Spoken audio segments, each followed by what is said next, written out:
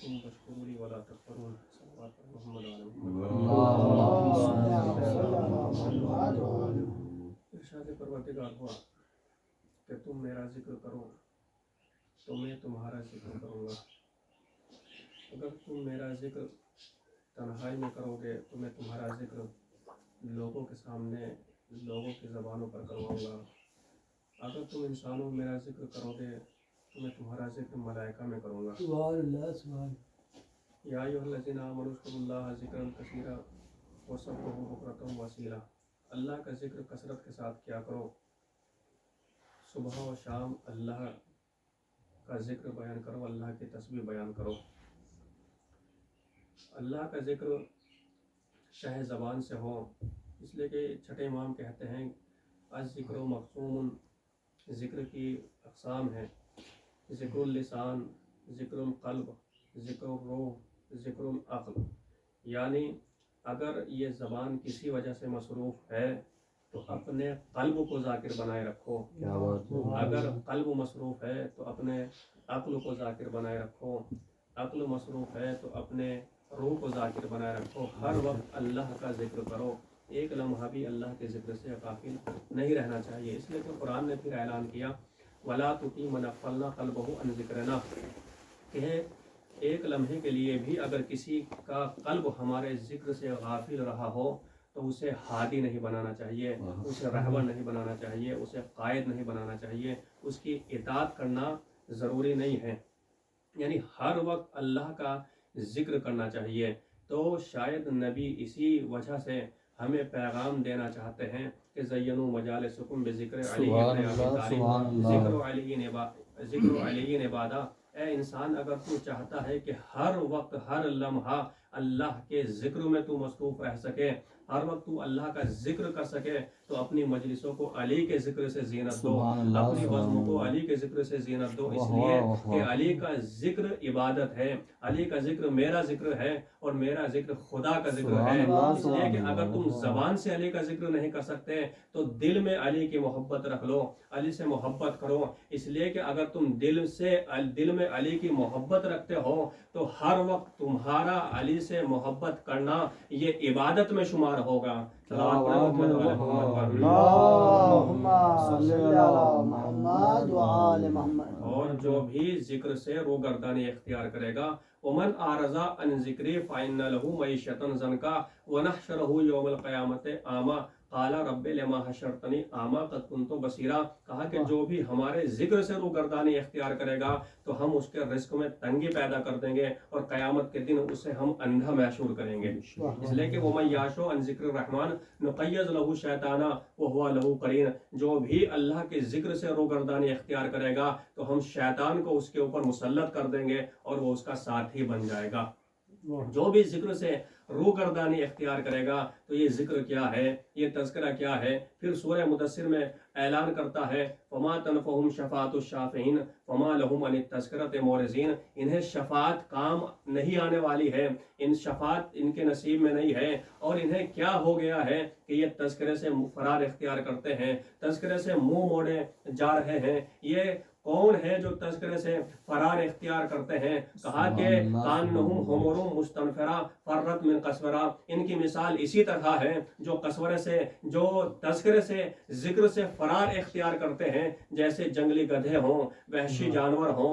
اس طرح وحشی جانور اسد کو دیکھ کر, شیر کو دیکھ کر, قسورہ کو دیکھ کر فرار اختیار کرتے ہیں. اسی طرح یہ لوگ ہیں جو تذکرے سے ذکر سے روگردانی اختیار کرتے ہیں, تذکرے سے فرار اختیار کرتے ہیں, تذکرہ نہیں کرنا چاہتے ہیں, تذکرے میں آنا نہیں چاہتے ہیں. تو یہ تذکرہ کیا ہے اور یہ اسد کون ہے, یہ قسورہ کون ہے؟ ہمیں اس وقت معلوم ہوا جب مولا نے کانہم حمر مستنفرہ فرت من قسورہ, یہ قسورہ سے فرار اختیار کر رہے ہیں. جب مولا نے مرحب کے سامنے یہ شعر پڑھا انا الذی سمتنی امی حیدرہ غضنفر اجام لیس قسورہ, یعنی مولا نے بتایا کہ میں ہی غضنفر ہوں, میں ہی اسد ہوں, میں ہی شیر ہوں, میں ہی لیس ہوں, میں ہی قسورہ ہوں. یعنی مولا کائنات قسورہ ہیں. اب معلوم یہ ہوا جو بھی قسورہ کے مقابلے پر آئے گا, جو بھی علی کے مقابلے مقابلے پر آئے گا تو قرآن بتانا یہ چاہتا ہے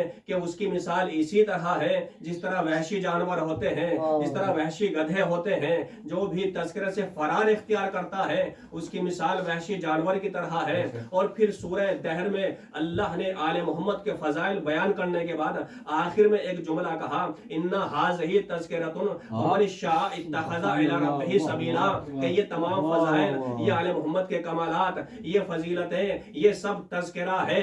اب جس کا دل چاہے اس تذکرے کو لے لے، جس کا دل چاہے اس تذکرے کو چھوڑ دے۔ جب ہم معصوم کی بارگاہ میں گئے تو ساتویں امام کہتے ہیں کہ تذکرے سے مراد ہم آل محمد کی محبت کا نام ہے، ہماری ولایت کا نام ہی تذکرہ ہے۔ صلوات پڑھیں محمد و آل محمد پر۔ اسی لیے پھر قرآن نے اعلان کیا وَأَرَزْنَا جَهَنَّمَ يَوْمَئِذٍ لِلْكَافِرِينَ عَرَضًا الَّذِينَ كَانَتْ أَعْيُنُهُمْ فِي غِطَاءٍ عَنْ ذِكْرِي وَهُمْ لَا يَسْتَطِيعُونَ، کہا کہ ہم قیامت کے دن جو ذکر نہیں کرتے ہیں، ذکر سے روگردانی اختیار کرتے ہیں، اللہ کا تذکرہ نہیں کرتے ہیں، قیامت کے دن ہم جہنم کو کافرین کے اوپر پیش کریں گے، یعنی کافرین کو ہم جہنم میں داخل کریں گے۔ یہ وہ افراد ہیں جو دنیا میں ان کی آنکھوں پر ذکر کی وجہ سے پردہ پڑا ہوا تھا، یعنی یہ ذکر نہیں کرتے تھے، یہ استطاعت نہیں رکھتے تھے، اللہ نے انہیں دل دیا تھا، آنکھیں دی تھی، کان دیے تھے، قلوب لا یفقہون بہا، اعین لا یسمعون بہا، اذان لا اعین لا یبصرون بہا، اذان لا یسمعون بہا، اولئک کالانعام بل اضل واولئک هم الغافلون، یعنی دل رکھتے ہوئے یہ سوچتے نہیں تھے، آنکھیں رکھتے ہوئے دیکھتے نہیں تھے، کان رکھتے ہوئے یہ سنتے نہیں تھے۔ اللہ نے انہی لوگوں کو کہا کہ جو ذکر نہیں کرتے ہیں، جو تذکرہ نہیں کرتے ہیں، یہی جانور ہیں اور یہی غافلین میں ہیں۔ آٹھویں امام کہتے ہیں یہاں ذکر سے مراد آل محمد کا تذکرہ ہے، آل محمد کی ولایت کا نام ذکر ہے۔ سورہ کہف کی 101 نمبر کی آیت ہے، اس کے فوراً بعد 4-5 آیتیں ہیں، اس کے فوراً بعد کہا کہ وہ کون افراد ہیں جو ذکر نہیں کرتے ہیں، جو تذکرہ نہیں کرتے ہیں۔ قرآن نے اس آیت کے فوراً بعد کہا اَفَحَسِبَ الَّذِينَ كَفَرُوا أَن يَتَّخِذُوا عِبَادِي مِن دُونِي أَوْلِيَاءَ، کیا تم ان کافروں کو یعنی اللہ کے علاوہ یا جن کو اللہ نے ہادی نہیں بنایا ہے، امام نہیں بنایا ہے، معصوم نہیں بنایا ہے، امام نہیں بنایا ہے، کیا تم اللہ کے علاوہ، اللہ کے بنائے ہوئے ہادی کے علاوہ کسی اور کو پسند کرنا چاہتے ہو، اپنا رہبر بنانا چاہتے ہو؟ اگر تم ایسا کرو گے تو تمہارے لیے جہنم ہے۔ یعنی یہ وہ افراد جو اللہ کے بنائے ہوئے ہادی کے علاوہ کسی اور کا انتخاب کرتے ہیں تو ان کے لیے جہنم ہے۔ یہ کون افراد ہیں؟ یعنی قیامت میں ان کی سزا کیا ہے کہ جہنم ہے۔ اور وَتَبَعْنَاهُمْ فِي هَٰذِهِ الدُّنْيَا لَعْنَةً وَيَوْمَ الْقِيَامَةِ هُمْ مِنَ الْمَقْبُوحِينَ، قیامت میں تو ذلیل و رسوا ہوں گے، لیکن دنیا میں ان کی پہچان کیا ہے؟ دنیا میں ان کی پہچان، ایک تو ان کی پہچان یہ ہے کہ ان کے پیچھے اللہ نے لعنتیں لگا دی ہیں۔ دوسری پہچان ان کی کیا ہے؟ اس آیت کے فوراً بعد تیسری آیت میں اللہ نے کہا قُلْ هَلْ نُنَبِّئُكُمْ بِالْأَخْسَرِينَ أَعْمَالًا الَّذِينَ ضَلَّ سَعْيُهُمْ فِي الْحَيَاةِ الدُّنْيَا وَيَحْسَبُونَ أَنَّهُمْ يُحْسِنُونَ صُنْعًا أُولَٰئِكَ الَّذِينَ كَفَرُوا بِآيَاتِ رَبِّهِمْ وَلِقَائِهِ فَحَبِطَتْ أَعْمَالُهُمْ فَلَا نُقِيمُ لَهُمْ يَوْمَ الْقِيَامَةِ وَزْنًا ذَٰلِكَ جَزَاؤُهُمْ جَهَنَّمُ لِلْكَافِرِينَ، کہا کہ وَاتَّخَذُوا آیَاتِي وَرُسُلِي هُزُوًا، کہا کہ ہم تمہیں بتا دیں کہ دنیا میں جن کے اعمال کام نہیں آئے ہیں، جن کی زندگی لا حاصل زندگی رہی ہے، یعنی ان کے پاس نمازیں بھی ہے، روزہ بھی ہے، حج بھی ہے، زکوٰۃ بھی ہے، اچھے لباس بھی ہے، داڑھی بھی ہے، مسلمان والا چہرہ ہے، سب کچھ ہونے کے بعد قیامت میں ان سے کہا جائے گا ہم تمہارے اعمال کا وزن نہیں کریں گے۔ کیوں؟ اس لیے کہ تمہارے پاس سب کچھ ہے، نماز بھی ہے، روزہ بھی ہے، حج بھی ہے، سب کچھ ہونے کے بعد ان سے کہا جائے گا وقفوہم انہم مسئولون، انہیں ٹھہراؤ، ان سے ابھی سوال کیا جائے گا۔ ان کے پاس سب کچھ ہونے کے بعد کوئی ایک ایسی چیز ہے جو ان کے نامہ اعمال میں نہیں ہے، ان کے نامہ اعمال میں نہیں ہے، لہٰذا ان کے اعمال سب حبط ہو گئے ہیں، ان کے اعمال حبط ہو گئے ہیں، انہوں نے زندگی لا حاصل زندگی اختیار کی ہے، یہ خسارہ اٹھانے والے ہیں۔ لیکن دوسری طرف ہمیں نبی کی حدیث ملی ہے من احب علی مر علی الصراط کل برق الخاطب، کہ وہ اس طرح پورے صراط سے گزر جائے گا جس طرح बिजली की रफ्तार होती है। वह जवाजुन अलसरात, कहा कि उसके नामा, उसके हाथ में, अली के हाथ का लिखा हुआ एक जवाज दिया जाएगा। ला यंसबु लहू दीवानुन वला युनसब लहू मीजानुन, ना उसके लिए मीजान कायम की जाएगी, ना उसका हिसाब व किताब होगा। वो युहासबु हिसाबन यसीरा, आसानी के साथ उसका हिसाब होगा।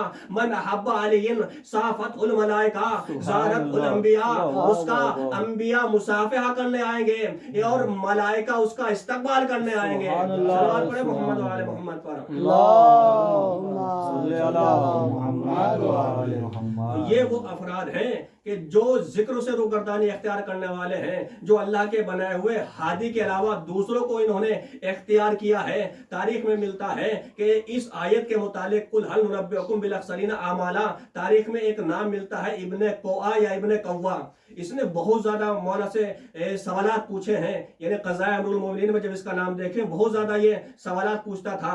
तो मौला से पूछा, मौला इस आयत का मिस्दाक कौन है? तो मौला बयान करते हैं कि इस आयत के मिस्दाक फला हैं, यहूदी हैं और फला हैं। और उसके बाद कहा इस आयत के जो अबरज मिस्दाक हैं वो नहरवान वाले हैं।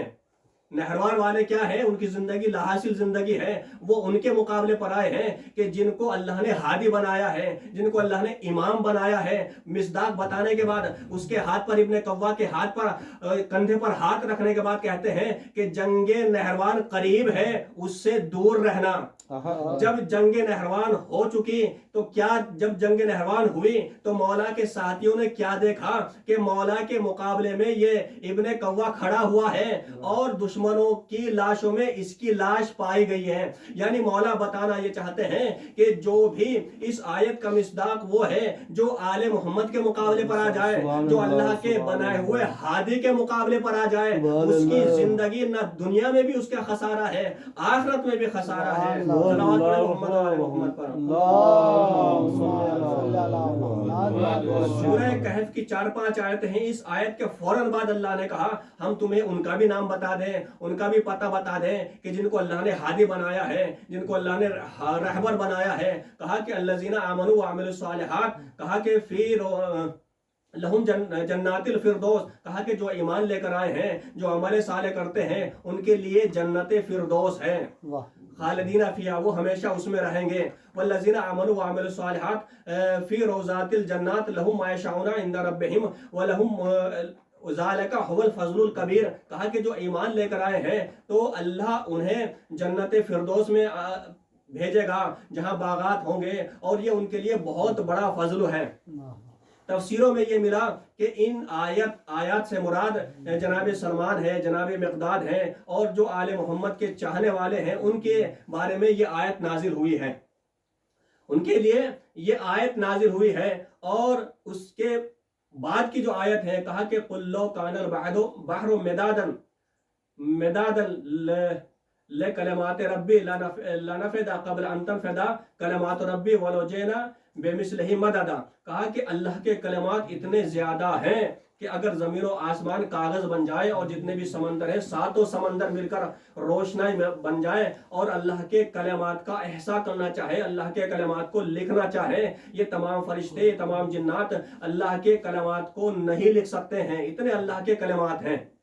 ये अल्लाह के कलमात क्या हैं?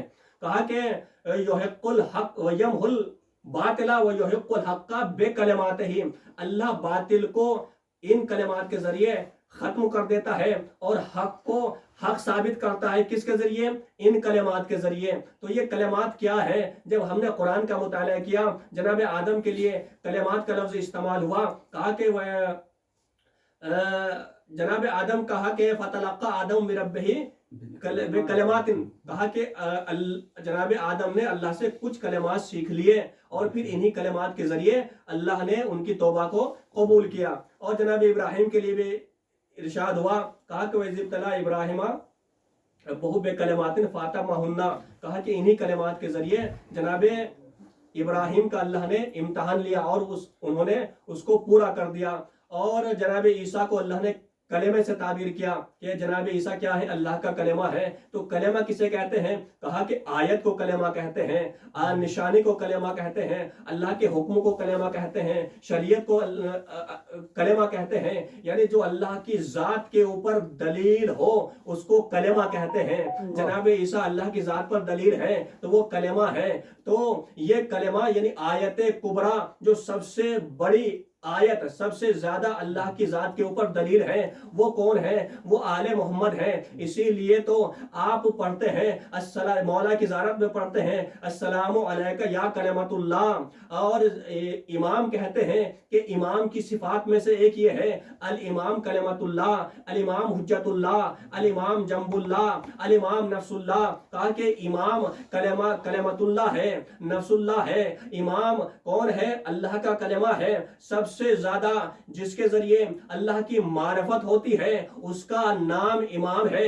امام کے ذریعے، معصومین کے ذریعے، آل محمد کے ذریعے اللہ کی معرفت ہوتی ہے۔ اسی لیے مولا نے کہا نحنو حجج اللہ، نحنو آیات الکبریٰ، نحنو اسماء الحسنی، ہم ہی آیت کبریٰ ہیں، ہم ہی اللہ کی آیات کبریٰ ہیں، ہم ہی اسماء حسنی ہیں۔ تو یہ آل محمد ہیں۔ اس آیت کے فوراً بعد اللہ نے کہا کہ وہی خدا ہے جو کلمات کے ذریعے باطل کو مٹاتا ہے، حق کو ثابت کرتا ہے۔ وہ هو الذی یقبل التوبۃ عن عبادہ ویعفو عن السیئات، کہ وہ خدا ہے کہ جو بندوں کی توبہ انہی کلمات کے ذریعے قبول کرتا ہے، بندوں کے گناہ انہی کلمات کے ذریعے معاف کرتا ہے۔ وہ هو الذی ينزل الغیث بما قنطوا وینشر رحمت ربہ، کہا کہ اللہ انہی کلمات کے ذریعے بارش نازل کرتا ہے، اللہ انہی کلمات کے ذریعے لوگوں کی مشکلات آسان کرتا ہے،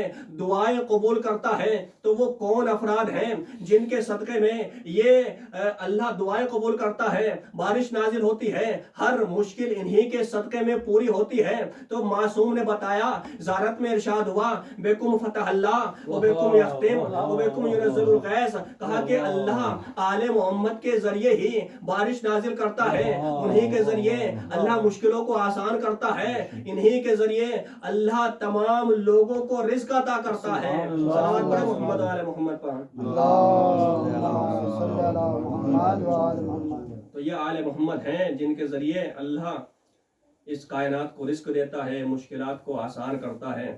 اور اسی لیے تو رسول اسلام نے کہا کہ علی کا ذکر کریں، اس لیے کہ علی کا ذکر میرا ذکر ہے، اور میرا ذکر خدا کا ذکر ہے، اور خدا کا ذکر عبادت ہے۔ اس لیے کہ علی کے بغیر راکعین کے رکوع بھی نامکمل ہے، ساجدین کے سجود بھی نامکمل ہے، عابدین کی عبادتیں بھی نامکمل ہے۔ اس لیے کہ وہ علی اگر مجلس میں آ جائے تو انا مدینۃ العلم کہلائے، محفل میں محفل حکمت کہلائے، اور اگر سچوں میں آ جائیں تو صدیق کہلائے، صدیقوں میں صدیق اکبر ہے، فاروق اعظم ہے، باب مدینۃ العلم ہے، عشق اول ہے، علم اول ہے، خلق اول ہے۔ وہ علی جو رسول اسلام کے بعد تمام خلائق سے افضل ہیں۔ یہی وجہ ہے کہ 13 رجب کو فاطمہ بنت اسد چلی، دیوار کعبہ کھل جاتی ہے، دیوار کعبہ پھر بند ہو گئی، ایسے بند ہو گئی کہ جیسے موتی کو جگہ دے کر صدف کا سینہ بند ہو جائے۔ غرض کہ 13 رجب کو کعبہ تمنا آدم، نوح کی آرزو، الیاس کی جستجو، موسیٰ کا سہارا، عیسیٰ کا پیارا، قلب اسماعیل کی کلی، اللہ کا ولی بن کر ادھر جیسے ہی فاطمہ بنت اسد باہر آتی ہے، رسول اسلام استقبال کے لیے جاتے ہیں، اپنی آغوش میں لیتے ہیں۔ ایک مرتبہ جیسے آغوش میں لیا، اپنی زبان رسول اسلام نے مولا کائنات کے دہن میں دے دی ہے، یعنی پہلے ہی دن اپنی زبان دے کر رسول اسلام بتانا یہ چاہتے ہیں کہ آج سے ہی ہم نے اپنی زبان آپ کو دے دی ہے، زبان ہماری ہوگی، بیان آپ کا ہوگا، یعنی کلام ہمارا ہوگا، بیان کرنے والے آپ ہوں گے، آپ ہی آپ مددگار ہیں، آپ ہی ہمارے وسیع ہیں اور جانشین ہیں۔ ادھر فاطمہ بنت اسد آتی ہے، اللہ نے فاطمہ بنت اسد کو اسد اللہ دیا ہے، زہرا کو شوہر دیا ہے، انبیاء کو نصیر دیا ہے، امت کو امام دیا ہے۔ صلوات پڑھیں محمد و آل